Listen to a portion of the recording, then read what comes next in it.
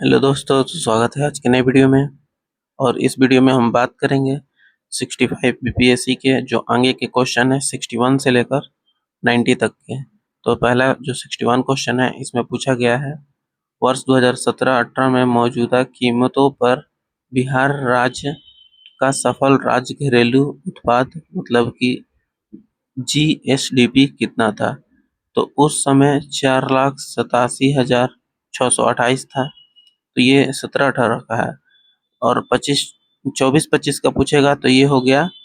अब जो करंट में है वो हो जाएगा, यहाँ पर हम लिख दे रहे हैं 9,75,000, 9,76,000 हो गया है। तो ये हो गया क्वेश्चन नंबर 61। अब आते हैं क्वेश्चन नंबर 62 पर। तो 62 में दिया हुआ है, छठी पंचवर्षीय योजना के दौरान निम्नलिखित में से कौन सा कार्यक्रम शुरू किया गया था। तो इसका आंसर हो जाएगा ऑप्शन नंबर ए, एकीकृत ग्रामीण विकास। अब क्वेश्चन नंबर 63 पे आते हैं। तो इसमें दिया है अंत्योदय कार्यक्रम सर्वप्रथम किस राज्य में शुरू किया गया। तो इसका ऑप्शन हो जाएगा राजस्थान। आते हैं नेक्स्ट क्वेश्चन पे। इसमें पूछा है वर्ष 2017 में मांस से निर्मित वस्तुओं के निर्यात में भारत का हिस्सेदारी थी। तो ये उस समय 5% थी। अब आते हैं अगले क्वेश्चन पर। तो इसमें दिया है, वह प्रथा जिसके तहत किसान स्वयं भूमि का मालिक होता है और सरकार को भू राजस्व के भुगतान के लिए जिम्मेदार माना जाता है। तो ये सरकार के लिए किसान होता है वो रैयतवाड़ी प्रथा में होता है। अब आते हैं अगले क्वेश्चन 66 क्वेश्चन पर। तो इसमें पूछा गया है, काकोरी ट्रेन डकैती कांड में किन क्रांतिकारियों को फांसी की सजा दी गई थी। तो ये राम प्रसाद बिस्मिल और अशफाक उल्लाह खान थे। अब आते हैं अगले क्वेश्चन पर। इसमें है, इंडिया फॉर इंडियंस किताब किसने लिखी। तो ये सी.आर. दास की किताब है। फिर आते हैं अगले क्वेश्चन नंबर पर, और ये है, सत्य शोधक समाज की स्थापना किसने की। तो ये ज्योतिबा फुले ने की। अब आते हैं क्वेश्चन नंबर 69 पर। भारतीय राष्ट्रीय कांग्रेस का प्रथम महिला अध्यक्ष कौन थी। तो ये श्रीमती एनी बेसेंट थी। फिर आते हैं क्वेश्चन नंबर 70 पे। इसमें पूछा गया है, व्यक्तिगत सत्याग्रह के प्रथम सत्याग्रही कौन थे। तो ये विनोबा भावे थे। आते हैं क्वेश्चन नंबर 71 पर। तो लंदन में इंडिया हाउस की स्थापना कौन की थी। तो ये पहला ऑप्शन हो जाएगा श्यामजी कृष्ण वर्मन। अब आते हैं अगले क्वेश्चन 72 पर। भागलपुर में नमक सत्याग्रह का नेतृत्व किसने किया। तो ये हो जाएगा इसका ऑप्शन नंबर बी, महादेव लाल सराफ। फिर आते हैं अगले क्वेश्चन नंबर 73 पर। इसमें पूछा है, सन 1939 में बिहार में अंबारी सत्याग्रह का नेतृत्व किसने किया। अंबारी सत्याग्रह। तो इसका ऑप्शन नंबर ए हो जाएगा राहुल सांकृत्यायन, ये हो जाएगा ऑप्शन। फिर आते हैं क्वेश्चन नंबर 74 पर, और इसमें पूछा गया है, देशेर कथा पुस्तक किसने लिखी थी। तो इसका भी ऑप्शन नंबर ए हो जाएगा सखाराम गणेश देवशकर। फिर आते हैं क्वेश्चन नंबर 75 पर। इसमें 75 पर इसमें पूछा गया है, बिहार में सर्चलाइट समाचार पत्र का संपादक कौन थे। तो इसका हो जाएगा मुरली मोहन प्रसाद। फिर आते हैं क्वेश्चन नंबर 76 पे। तो इसमें पूछा गया है, सन 1931 में बिहार समाजवादी पार्टी का गठन किसने किया था। तो ये हो जाएगा समाजवादी पार्टी, फूलन प्रसाद वर्मा। फिर आते हैं क्वेश्चन नंबर 77 पर। 77 में पूछा गया है, भारतीय राष्ट्रीय कांग्रेस के संस्थापक कौन थे। तो इसके ए ह्यूम थे। फिर आते हैं क्वेश्चन नंबर 78 पर। इसमें पूछा गया है, एक कथन है, वो कथन किसने कहा था। स्वराज मेरा जन्मसिद्ध अधिकार है और मैं इसे लेकर रहूंगा। तो ये बाल गंगाधर तिलक की है। फिर क्वेश्चन नंबर 79 पर आते हैं। इसमें पूछा गया है रविन्द्रनाथ टैगोर ने अपनी नाइटहुड की उपाधि किस कारण त्याग की थी? तो ये जलियांवाला बाग हत्याकांड के दौरान हुआ था। फिर आता है क्वेश्चन नंबर 80 पर। इसमें है भारत सेवक समाज की स्थापना किसने की? तो ये गोपाल कृष्ण गोखले ने की थी। फिर आते हैं क्वेश्चन नंबर 81 पर और इसमें दिया हुआ एक श्रेणी और इसमें जो 1, 3, 9, 15, 25, 35 और 49 और इसके आगे का पूछा है। तो अगला बताएंगे तो पहले इसमें का डिफरेंस निकालते हैं। तो इसका डिफरेंस देखिए यहाँ पर 3 और 9 का डिफरेंस 6 हो गया और यहाँ पर 9 और 15 का डिफरेंस 6 हो गया। फिर उसके बाद 15 और 25 का डिफरेंस 10 हो गया और यहाँ पर फिर आगे उसके 25 और 35 का डिफरेंस 10 हो गया। फिर उसके बाद 35 और 49 का डिफरेंस यहाँ पर 14 हो गया। तो यहाँ पर सारा डिफरेंस पे चल रहा है दो दो का पेयर बनाकर। तो यहाँ पर पहले 2 का था, फिर 6 का पेयर हुआ, फिर यहाँ पर 10 का पेयर हुआ। यहाँ पर देख सकते हैं 10 का पेयर हुआ है। फिर उसके बाद यहाँ पर 14 का पेयर होगा। यहाँ पर हम 14 ऐड कर देंगे 49 में। तो यहाँ पर 49 में 14 ऐड करेंगे तो 9 4 13 का 3 और एक प्लस पॉइंट और 4 1 5 और एक इसलिए 6। यहाँ पर 63 ऑप्शन में है डी ऑप्शन, तो ये इसका आंसर हो जाएगा। अब आते हैं क्वेश्चन नंबर 82 पर। तो इसमें दिया हुआ है यदि x square minus Y square बराबर 7 तथा x माइनस वाई बराबर 1 है तो एक एक आयत किसी लंबाई और चौड़ाई क्रमशः 1 सेंटीमीटर और y सेंटीमीटर हो तो विकर्ण की लंबाई क्या होगी? तो विकर्ण मतलब डायगोनल निकालना है। तो हमारे पास X square minus Y square है तो इसका फॉर्मूला से हम निकालेंगे। तो एक्स माइनस वाई होता है इसका formula into x plus y. तो हम इसको लिखते हैं x minus y into x plus y और इसके बराबर दिया हुआ है 7। इसके बाद एक्स माइनस वाई का वैल्यू 1 दिया है और इंटू में एक्स प्लस वाई। तो यहाँ से हम x प्लस वाई का वैल्यू निकाल लेंगे जो कि 7 आ जाएगा और हमारे पास x माइनस वाई का वैल्यू पहले से गिवन है क्वेश्चन में, तो उसको हम नीचे लिखेंगे x माइनस वाई और दोनों को ऐड कर देंगे। x माइनस वाई यहाँ पर x माइनस वाई बराबर 1, तो दोनों को ऐड कर देंगे तो हमको मिलेगा 2x, y कट जाएगा, फिर 2x बराबर मिलेगा 7 1 8। तो 2x बराबर 8 मिला तो x बराबर 4 हो गया। अब हम y का वैल्यू निकालेंगे। तो इक्वेशन दिया हुआ है x माइनस वाई बराबर 1, तो इसमें हम x का वैल्यू पुट करेंगे 4 और y का वैल्यू निकालेंगे। तो x बराबर हम 4 लिखेंगे तो y बराबर हमारा आ जाएगा 3। यहाँ पर हमने x और y दोनों का वैल्यू निकाल लिया जो कि आयत का दिया हुआ है लंबाई और चौड़ाई x बराबर 4 और y बराबर 3। तो अब हमको डायगोनल निकालना है। तो यहाँ पर देख सकते हैं विकर्ण निकालने को कहा गया क्वेश्चन में। तो आयत का विकर्ण जो होगा वो दोनों बराबर ही होता है और ये लंबाई और चौड़ाई यहाँ पर दिया हुआ है जो उसको हम लिखेंगे पहले। तो यहाँ पर लंबाई जो है वो 4 है और चौड़ाई 3 है।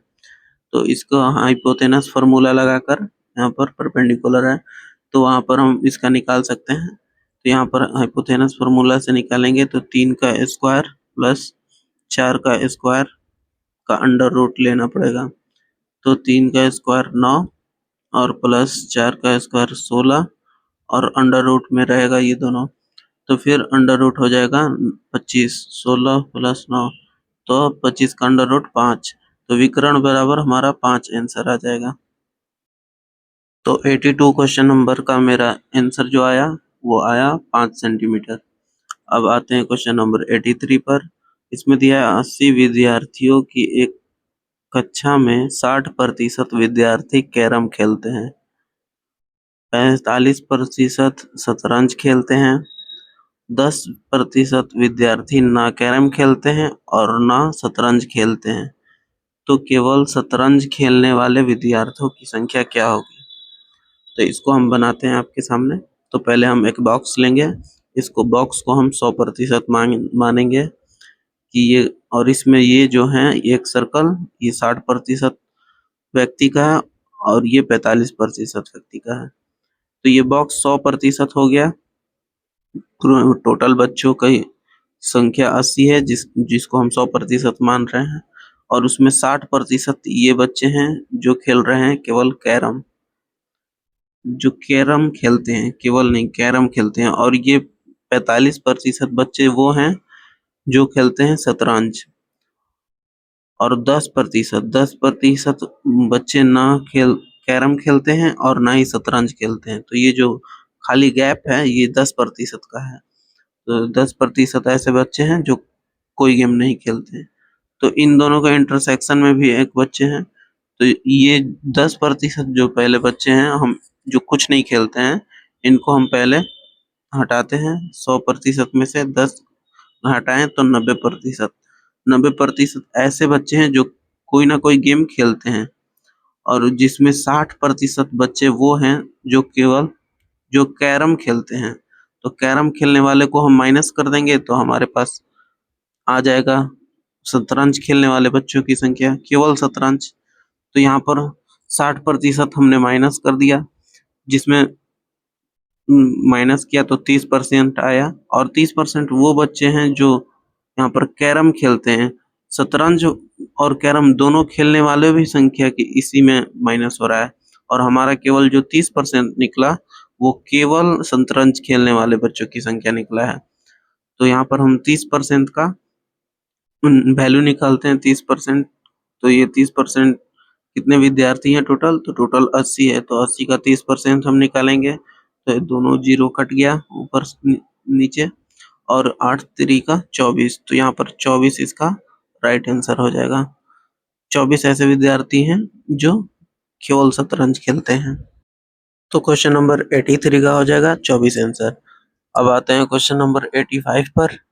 85 में दिया हुआ है, यदि x के पावर 3 माइनस वाई के पावर 3 बराबर 117/8 तथा x माइनस वाई बराबर 3/2 हो तो x square plus x y plus y square का मान क्या होगा? तो ये एक फॉर्मूला से बनेगा जिसका हम पता होगा आपको, x cube minus y cube का फॉर्मूला। तो x cube minus y cube का फॉर्मूला होता है x minus y into x square plus x y plus y square. तो यहाँ पर देख सकते हैं ये इसका फॉर्मूला है। तो इस फॉर्मूले में जो ये वाला वैल्यू है इसी को निकालना है। तो इसका वैल्यू दिया हुआ है x cube minus y cube का 117/8। तो हमारे पास क्वेश्चन में एक्स माइनस वाई का वैल्यू भी दिया हुआ है, तो इसको हम 3/2 को यहाँ पर लिखेंगे, 3/2, और यहाँ से हम 3 से 117 कटा देंगे तो ये कटेगा 39 बार में कटेगा, और उसके बाद नीचे जो 2 है 2 से 8 कट जाएगा 4 बार में। तो ये अब यही वैल्यू हमारा आंसर हो जाएगा 39/4, क्योंकि ये जो x square plus x y plus y square यही तो वैल्यू निकालना था। तो यहाँ पर इसका आंसर 39/4 हो गया। अब आते हैं नेक्स्ट क्वेश्चन 85 पर। इसमें दिया है 5 के पावर में x square plus 2x plus 7 बराबर 125 के पावर 2x प्लस 1। तो हम दोनों साइड बेस को पहले इक्वल करेंगे, दोनों साइड 5 के स्क्वायर में करेंगे। तो यहाँ 125 5 के क्यूब होता है, आप लोग को पता होगा।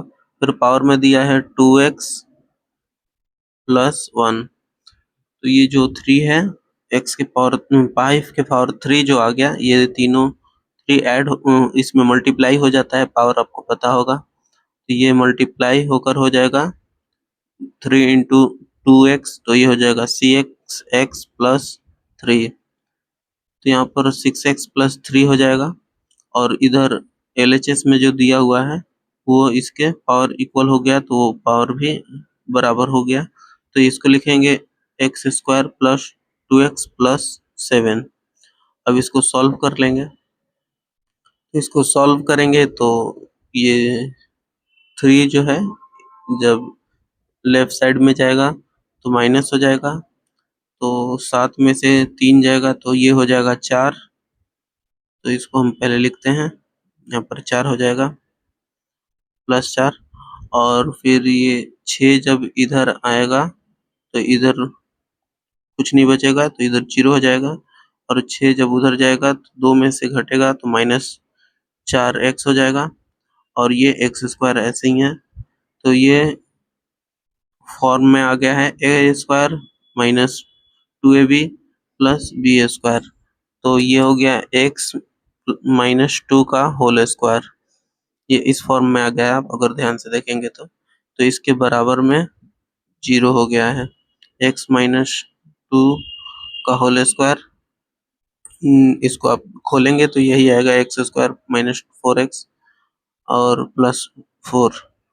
तो फिर x माइनस 2 बराबर हो जाएगा 0, तो x बराबर 2, x बराबर 2 हो जाएगा, तो इसका आंसर 2 हो जाएगा। तो अब आते हैं अगले क्वेश्चन पर, जो क्वेश्चन नंबर है 85। तो इसमें दिया हुआ है ये सम करने के लिए, इसमें 1 से लेकर 15 तक वैल्यू n का पुट करना है और सारे वैल्यू को सम करना है। तो इसको कैसे बनाया जाता है हम उसको आपको बताते हैं। तो यहाँ पर n का वैल्यू 1 रखेंगे तो 1 प्लस 1/3, फिर n का वैल्यू 2 रखेंगे तो यहाँ पर हो जाएगा 2 प्लस 1/3, ऐसे ही रखते जाना है, प्लस ऐसे ही रखते जाना है, dot dot dot dot 15 plus 1/3। तो यहाँ पर आप देख सकते हैं जो 1 2 3 ये 15 तक है, तो उसको हम पहले यहाँ पर उसको जोड़कर लिख लेंगे। तो उसका फॉर्मूला होता है n/2, n/2 इस n का formula plus a plus l, मतलब first term plus last term. तो यहाँ पर n हो गया 15, तो हम लिखेंगे 15/2, और उसके बाद a का वैल्यू 1 है तो 1 प्लस, और l लास्ट टर्म जो है वो 15 है, तो यहाँ पर 15 लिखेंगे। तो इसका वैल्यू हम पहले निकाल कर रख लेंगे। तो 15/2 गुणे 15 1 16, तो यहाँ पर 16 हो गया। तो 2 से 16 कट जाएगा 8 बार में, तो 15 8 है, यहाँ पर हो जाएगा 120। तो 120 ये जो वैल्यू आया इसको हम अभी रखेंगे, और जो 1/3 है, ये 1/3 ये कितने बार है, तो 1/3 जो है 15 बार है, तो इसको लिखेंगे 1/3 गुणे 15। तो इसका वैल्यू कितना आ जाएगा, 3 से 15 कटेगा 5 बार में, तो अब हम 5 यहाँ पर ऐड कर देंगे, तो 120 प्लस 5 हमारा आंसर आ जाएगा, जो होगा 125 आंसर हो जाएगा। अब आते हैं नेक्स्ट क्वेश्चन पर, क्वेश्चन नंबर 87। इसमें दिया है 2 रेलगाड़ियां जिनमें प्रत्येक की लंबाई 150 मीटर और प्रत्येक की गति 90 किलोमीटर प्रति घंटा है, एक दूसरे के विपरीत दिशा में चल रही है। रेलगाड़ियों द्वारा एक दूसरे को पार करने में लिया गया समय। तो ये इसमें समय निकालना है। तो दोनों रेलगाड़ियां 150 मीटर की हैं। यहाँ पर देख सकते हैं दिया हुआ है क्वेश्चन में, दोनों रेलगाड़ियां जो है 150 मीटर की है। तो ये दोनों 150 मीटर की, तो दोनों का टोटल हो गया 300 मीटर की लंबाई, और दोनों एक दूसरे को 90 किलोमीटर प्रति घंटा के स्पीड से आ रही है। तो 90 किलोमीटर प्रति घंटा से ये इधर से और ये इधर से, दोनों विपरीत डायरेक्शन में आ रही है तो दोनों का ऐड हो जाएगा, तो ये ऐड होकर 180 हो जाएगा किलोमीटर प्रति आवर इन लोग का स्पीड। तो अब हम यहाँ से डिस्टेंस अपॉन स्पीड से टाइम निकाल लेंगे, तो 10 से 10 कट गया। अब ये 6 से कटेगा, 6 से 3 बार में 18 कटेगा और 6 से 30 जो है 5 बार में कट जाएगा।